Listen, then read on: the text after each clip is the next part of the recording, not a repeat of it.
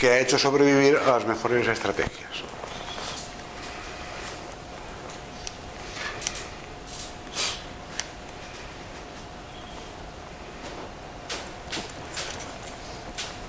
Entonces, si no hay en nuestro cerebro ninguna estructura que sea sensible a las matemáticas, la pregunta es, ¿existe en nuestro cerebro alguna estructura que sea sensible a la belleza?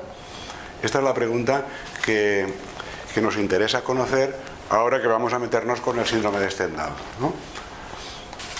Fijaros que esto no tiene nada que ver con la belleza. Esto es el fitness, es decir, el atractivo. El atractivo tiene que ver con la simetría. Las mujeres buscan en los hombres rostros simétricos, porque los rostros simétricos son, digamos, los que tienen mejores genes, ¿no? Los hombres no miramos tanto los rostros, porque la testosterona diseña ese tipo de cara cuadrada, ¿eh? Y los estrógenos diseñan otras cosas, ¿no? Nosotros somos muy sensibles a los estrógenos. Nosotros somos muy sensibles a las curvas, ¿no? Para que lo sepáis, ¿no? Las curvas, ¿eh? Así como las mujeres son más sensibles a las caras cuadradas y simétricas. Que este tío no sé quién es este tío. ¿Cómo se llama? Brad Pitt. Ah, Brad Pitt.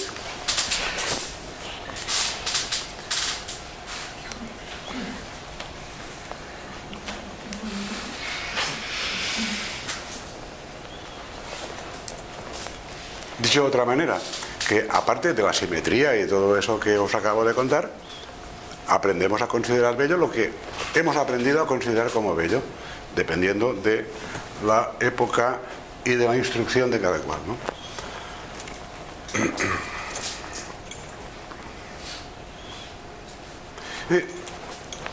Ahora vamos a meternos en el síndrome de Stendhal, que es básicamente un cuadro de arrebato estético.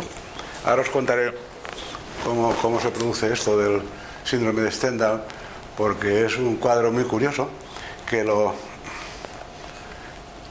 describió una psiquiatra de Florencia, y ahora os contaré alguna cosa de la psiquiatra y de Florencia, ¿no? Caravaggio era un psicópata. Yo no sé si lo sabéis, habéis leído algo de Caravaggio. Tú dices que sí, no me lo creo.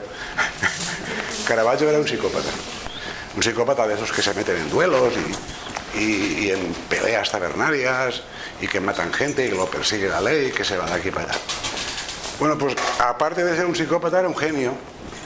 Que este cuadro está en Florencia, es el cuadro en la Galería Uffizi, y representa la medusa, ¿no? La medusa era un ser mitológico que tenía en lugar de cabellos serpientes, ¿no? Y la medusa tenía un problema, y es que no se podía mirar a los ojos porque petrificaba a los hombres. Petrificaba a los hombres, fijaros qué bonito, ¿no? En la Biblia también hay algún caso de esos, ¿no? Y en la Eneida y en la Ilíada, es decir, en la mirada hay algo más de lo que se ve, ¿no? Porque el ojo no solamente es algo que ve, sino es una ventana al interior. Es decir, es una lente que funciona como una lente y funciona como un espejo. Lente y espejo. Fijaros, lente es para poder introyectar lo que uno ve, y espejo en el sentido de que permite salir lo que uno es. ¿Estáis todos de acuerdo que los ojos son el espejo del alma, no? ¿O no? Bueno, la medusa petrificaba a los hombres, por lo tanto necesitábamos un héroe para que la matara, y lo mató Teseo, que lo hizo sin mirarle a los ojos para evitar la petrificación, ¿no? ¿Qué quiere decir petrificar con la mirada, ¿no? Petrificar con la mirada es la seducción, es decir, una persona seduce e incorpora al otro para deglutirlo, es decir, para matarlo. Esto es lo que persigue la belleza atroz la mitología, lo que persigue, digamos, la mujer fatal, ¿no? La mujer fatal, la octava más baja de la mujer, de Afrodita, ¿no? Pudiéramos decir. Es decir que, fijaros, porque en esto de la mirada ya aparece una dualidad, ¿no? Una dualidad, aquello que es mirado, y el sujeto activo, aquel que mira. Nosotros todos miramos y somos mirados, ¿no? Los paranoicos no lo saben eso. Los paranoicos dicen, ¿por qué me has mirado? ¿Por qué me has mirado? Como si él no mirara, como si él fuera siempre un sujeto pasivo. ¿Por qué me has mirado? Yo no te he mirado. Sí, sí que me has mirado. ¿Habéis encontrado alguna vez un paranoico así, no? Es decir, el paranoico no sabe que es sujeto activo. Mi maestro, cuando le decían eso, solía decir, ¿y tú cómo sabes que te he mirado? Porque si tú no miras, no puedes saber que yo te he mirado. No, yo lo sé. Bueno, la congelación, no creáis que es una historia mítica, la congelación. Es decir, hay en nuestro repertorio de conductas atávicas, no solamente está la huida o la lucha, sino también está el freezing, ¿no? La congelación. Es una estrategia conocida en los humanos como estupor, ¿no? Nosotros lo llamamos a eso estupor. En el reino animal también hay cebras que cuando son perseguidas por un depredador y no pueden huir, lo que se hacen es el muerto, se hacen al muerto.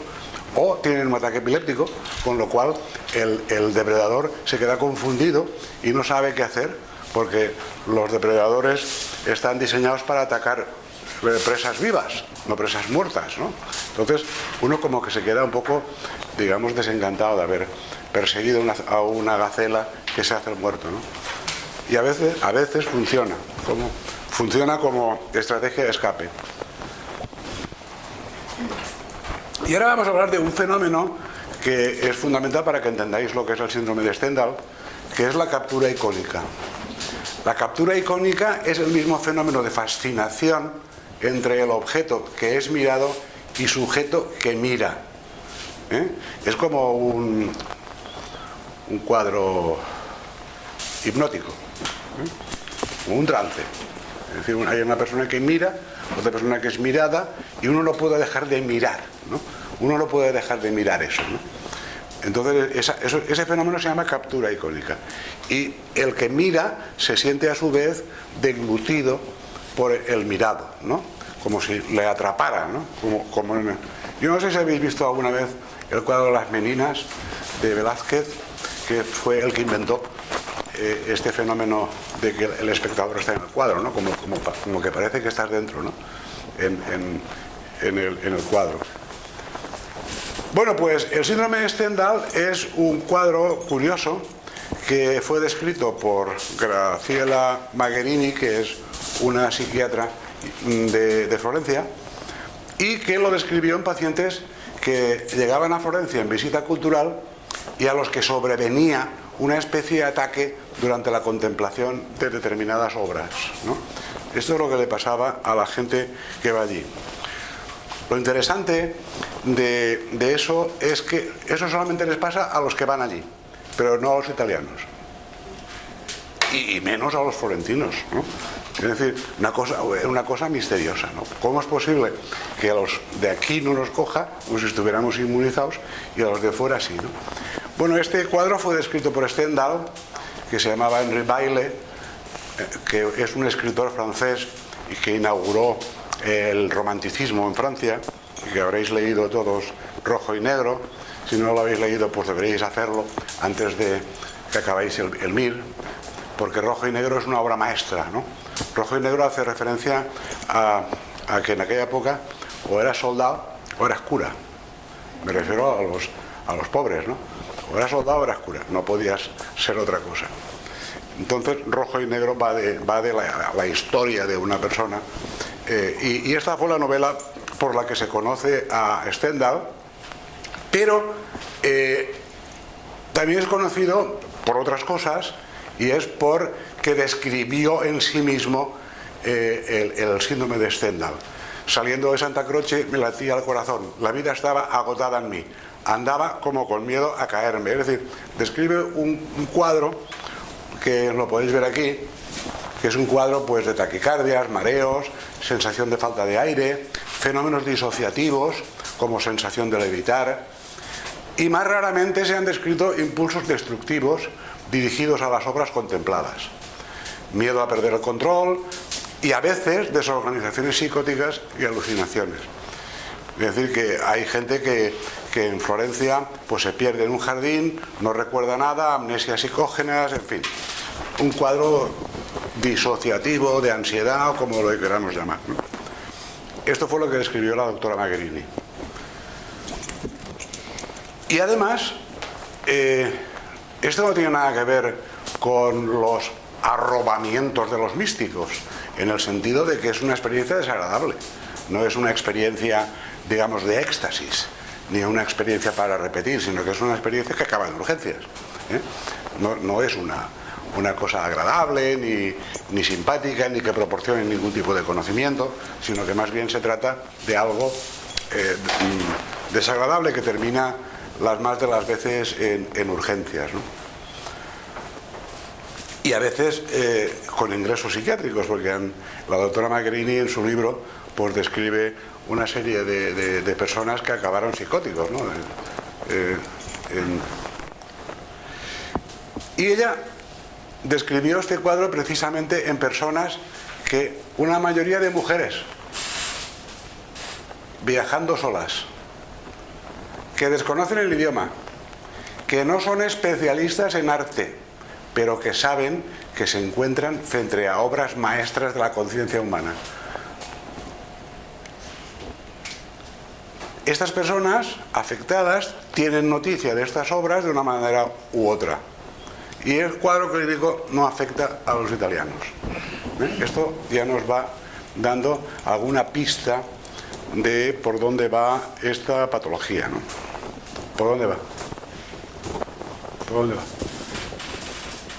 Aprender, ¿no? No, que este cuadro, que ya nos está dando una pista de por dónde van mujeres viajando solas, de por dónde va la patología, la supuesta patología, ¿no? Porque tampoco ha dicho nadie que sea una patología. De hecho, no está reconocida el síndrome de Stendhal en ningún sitio. Simplemente es una observación clínica, ¿no? Bueno, esto va por la histeria, ¿no? Va por la histeria, va por lo que estábamos hablando, de mirar, ser mirado, quién captura, quién no se captura, quién, todo eso, ¿no?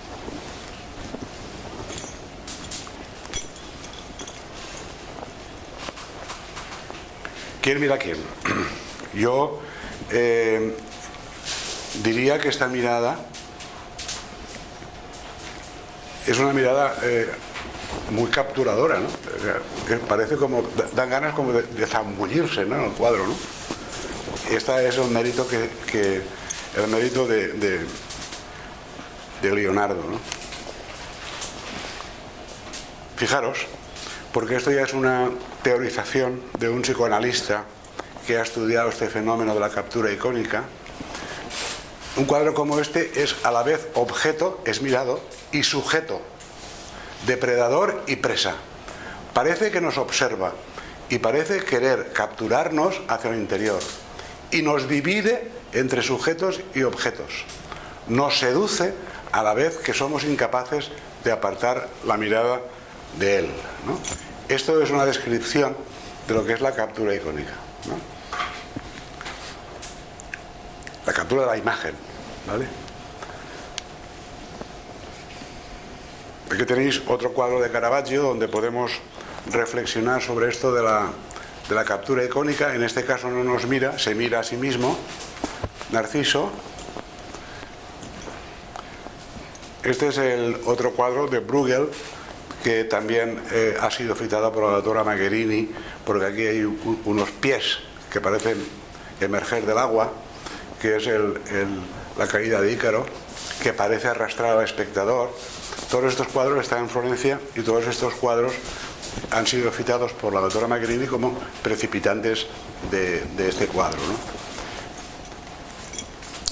Aunque el que se lleva a la palma es este, ¿no? Que es el nacimiento de Venus de Botticelli, que también parece que las proporciones están muy relacionadas con el número phi y que también su contemplación parece que ha inducido este tipo de cuadros en mucha gente.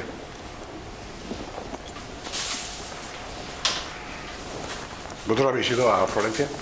¿Alguien no ha ido a Florencia?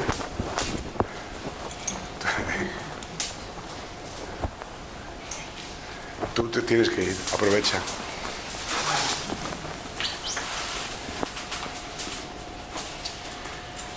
En Florencia hay verdaderas joyas de las que no salen en las enciclopedias ni en los libros. Hay sitios y rincones realmente extraordinarios. Tú estuviste hace poco, ¿no? En el sitio ese que te recomendé. Es una capilla donde Dante Alighieri conoció a Beatriz.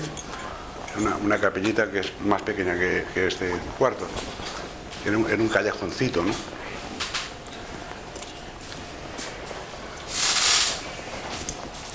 ¿Por qué os saco esto del giro fusiforme, ¿no? El giro fusiforme es una estructura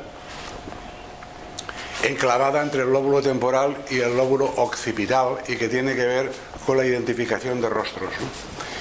Pues está aceptado que el giro fusiforme está relacionado con nuestra capacidad de reconocer rostros y relacionado con otras cosas que sabemos por la psicopatología, más concretamente el síndrome de Capgras, la nosognosia, el delirio del doble, el síndrome de Charles Bonnet y otros más exóticos, ¿no? Y además incluye la sinestesia, que no es patológica, pero la sinestesia es un fenómeno bastante curioso, y es que los canales sensoriales se mezclan, ¿no? Es ahí precisamente en el giro fusiforme donde por defecto o por exceso pueden haber cableados deficientes o cableados en exceso.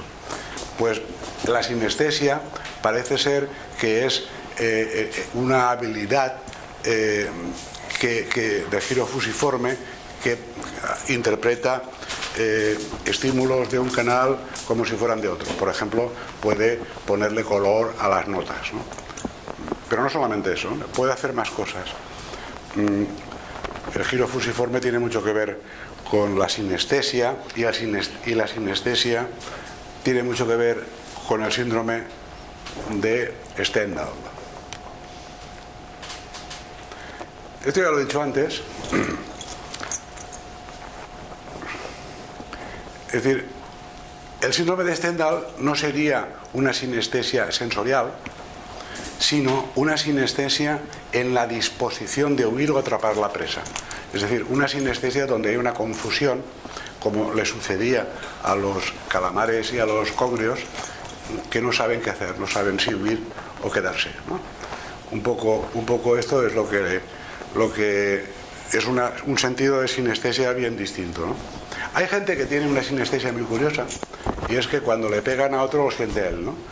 Es una sinestesia tacto espejo, se llama, tacto espejo.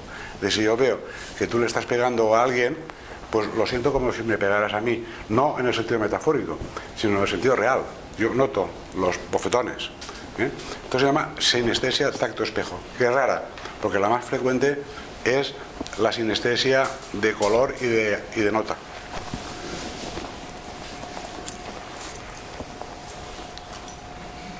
Hay un proverbio sufí que dice que el espectador no está en el cuadro, ¿eh?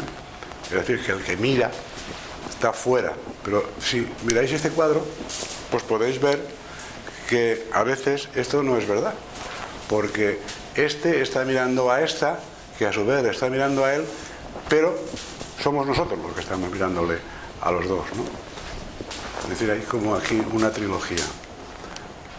Y en las esculturas de Moeg, pues podéis ver que no se sabe muy bien quién es el real, si este hombre o las abuelitas estas, ¿no? ¿Verdad? Parece como que las abuelitas tienen más verosimilitud que el tío ese, ¿no?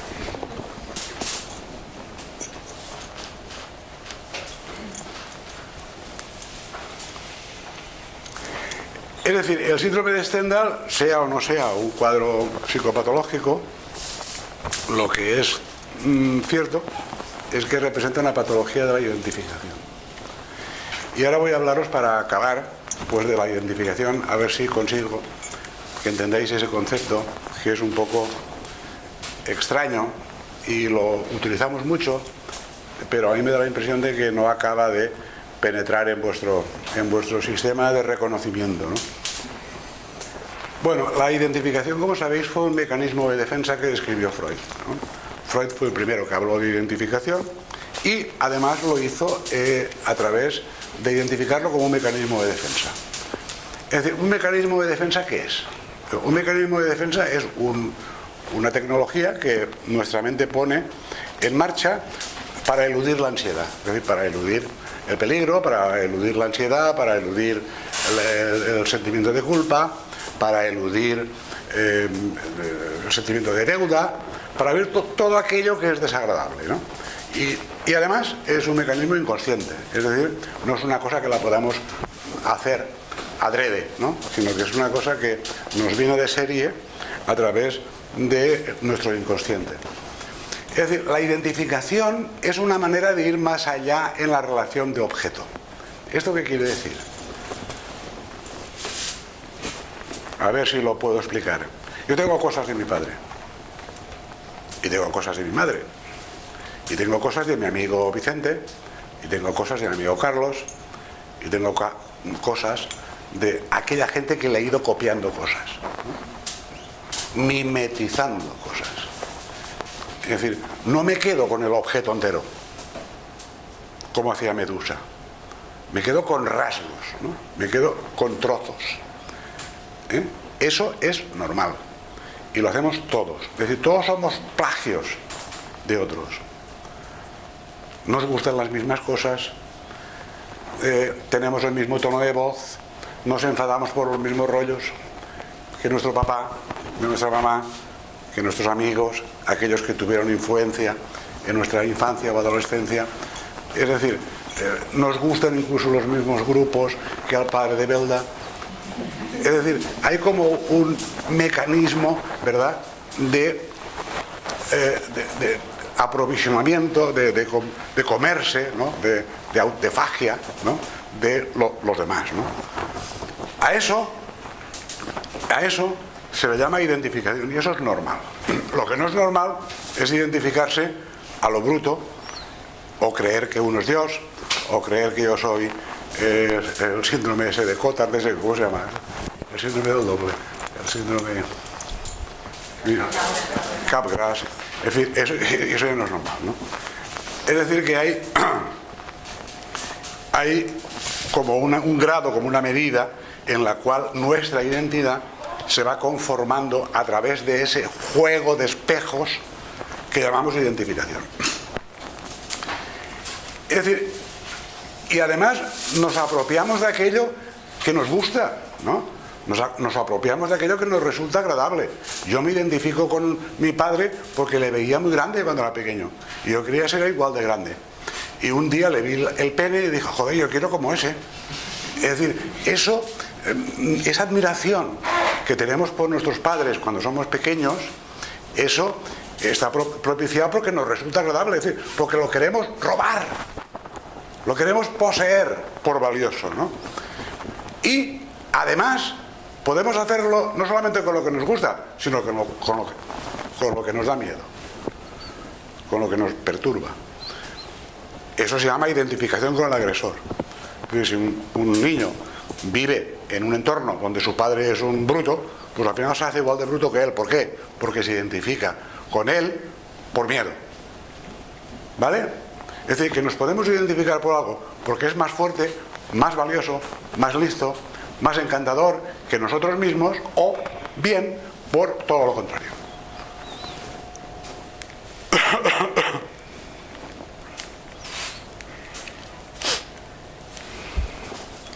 Joder.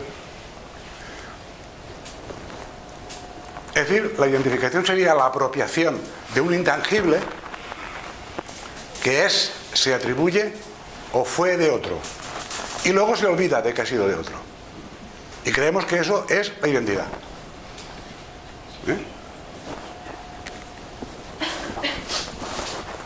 Y ahora hemos llegado a donde os quería llevar, que es a explicaros el esquema lambda, el esquema en L de Lacan, que ahí me parece que es muy importante entender que todo lo que os he explicado pues tiene que ver con esto, ¿no? Es decir, cuando yo digo yo quiero tener el pene de mi padre, ¿qué es lo que estoy diciendo?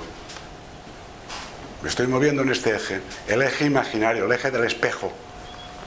Todos nosotros tenemos relaciones imaginarias la mayor parte del tiempo con los demás. El A, el sujeto A pequeñito, la A minúscula es el yo, o el je, como dirían los franceses. El sujeto A' es el otro. Lo que les une es el eje imaginario, ese juego de espejos en el que estamos metidos todo el día, ¿no? Que si tú has dicho que me han dicho que no, lo que le han dicho al otro no tiene nada que ver, es lo que dice este, pero que va a otro que se me hace. Todas esas cuitas y todos esos rollos que nos montamos, todo eso es imaginario, es identificatorio.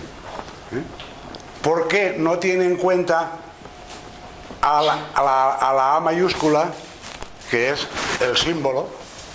Es decir, el A mayúscula es el gran amo, el A mayúscula es el otro grande. Mientras que ese barrado es el sujeto del inconsciente, es decir, el ello. Esto, el sujeto A, es precisamente el absoluto, la belleza, de la que estamos hablando todo el tiempo. Pero la gente no se relaciona a través de la belleza, se relaciona a través de lo imaginario, es decir, a través del atractivo. Si no hay atractivo, pues no hay vínculo, ¿eh? Pero fijaros en una cosa muy interesante, y es que para acceder al sujeto del inconsciente es necesario transitarlo a través del otro. Es decir, yo no puedo acceder a mi inconsciente solo. Accedo a mi inconsciente a través de otro que me hace de prótesis para que yo pueda llegar aquí. Esto es el inconsciente, el ello, la pulsión.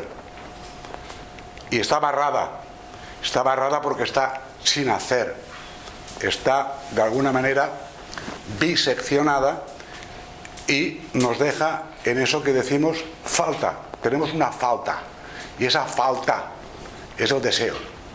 Todos tenemos el deseo que no muere jamás, ¿no? Sino que va adquiriendo nuevas potencialidades y no se sacia jamás el deseo, ¿no? Y fijaros una cosa muy curiosa, y es que el ello y el gran otro no se comunican porque están envueltos en una cárcel que se llama el lenguaje. Dicho de otra manera, yo puedo acceder a la belleza si tengo la formación, si tengo el gusto, si me han enseñado qué es lo bueno, si estoy en una época donde tengo la ventana plástica abierta y puedo ir aprendiendo cosas. Es decir, yo tengo acceso directo al gran otro. Lo que no tengo acceso es al sujeto del inconsciente, es decir, al deseo. Para saber algo de esto tenemos que ir a través de un otro, porque si no hay otro que nos haga de espejo, no hay acceso al inconsciente.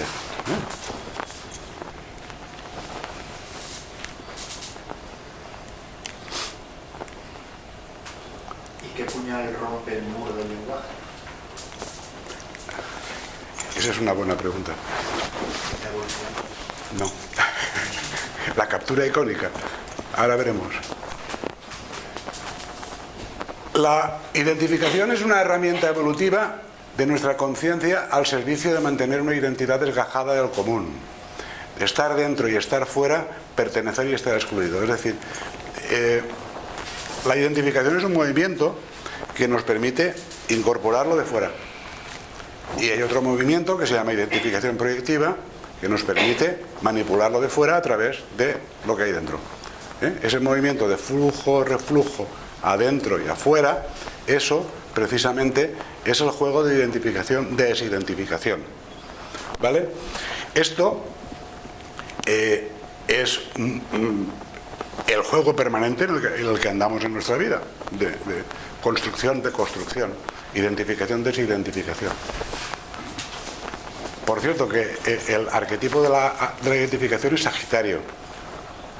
Lo digo por esto. El arquetipo Sagitario, lo que representa, el arquero, lo que representa es precisamente a la identificación, ¿eh? Mientras que lo he dicho al revés.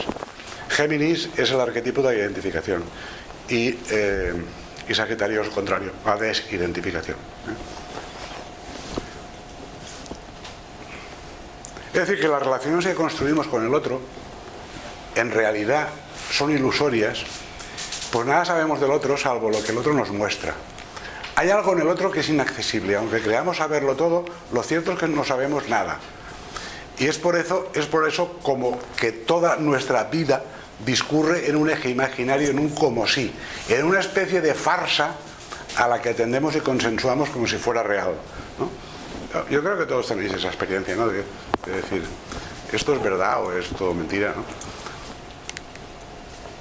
Esto es un cuadro de Escher que explica precisamente lo que antes os contaba de la identificación, ¿no? O sea, estas cintas que parecen de momia, en realidad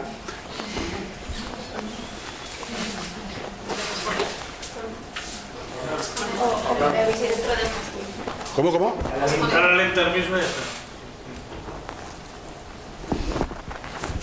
Coño.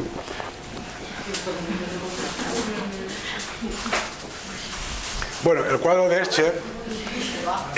Escher con sus cintas y sus momias, lo que viene a decir, fijaros, es que en realidad Escher lo que está tratando de decir es que eso que llamamos nosotros identificación, él le llama bucles, ¿no? Son bucles recursivos, es decir, que estamos siempre a merced de los bucles de otro, ¿no? Bucles que se van enredando, que están fuera, que están dentro, que pertenecen a uno y que pertenecen al otro.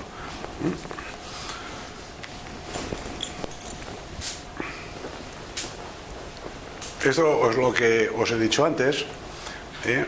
Es decir, que la identificación es pequeñas identificaciones en la infancia construyen grandes diferencias en la edad adulta, el efecto mariposa, y además escenifica nuestra posición como sujetos y como objetos. Es decir, nos permiten salir y entrar en A o A', en sujeto y objeto, ¿vale? Es decir, que el proverbio sufí de que el espectador no está en el cuadro no es verdad. Es decir, podemos estar en el cuadro, podemos estar fuera del cuadro, ¿no? Porque tenemos ese recurso recursivo que es la identificación.